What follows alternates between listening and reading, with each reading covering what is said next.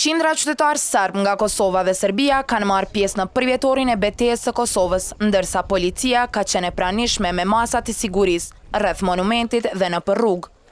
Kosova është fytyra e Serbisë, Kosovë është zemra e Serbisë, Kosovë vendimi i dashur, ishin vetëm disa nga thirrjet nacionaliste të pelegrinëve serb të monumenti i Gazimestanit, ku sot u mbajt ceremonia qendrore përvjetorit të 627 të betejës së Kosovës.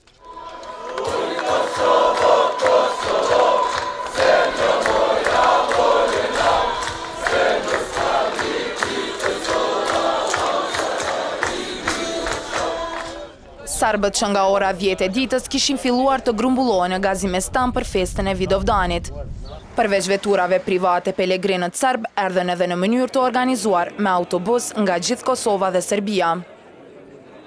Rektori i Shkollës Teologjike të Prizrenit, Milutin Timotjević, u tha pelegrinëve serb që të mos harrojnë se car Lazari u flijua për ta. Ne zaboravite, Lazari je položio život za nas. Mos harroni, Lazari ka dhënë jetën për ne. Ai u bë viktim për ne. Nuk mund të jetohet pa u viktimizuar, sepse dashuria është viktim dhe çmimi i kësaj dashurie është vdekja.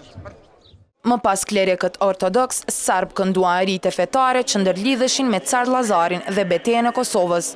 Dhe kur pritej të përfundoj manifestimin në vendin ku ishin klerikët serb, u ngjitën një grup i të rinjve serb dhe filluan të këndojnë këngë nacionaliste për Kosovën, si Kosova është fytyra e Serbisë, Kosovë është zemra e Serbisë, Kosovë vendimi i dashur.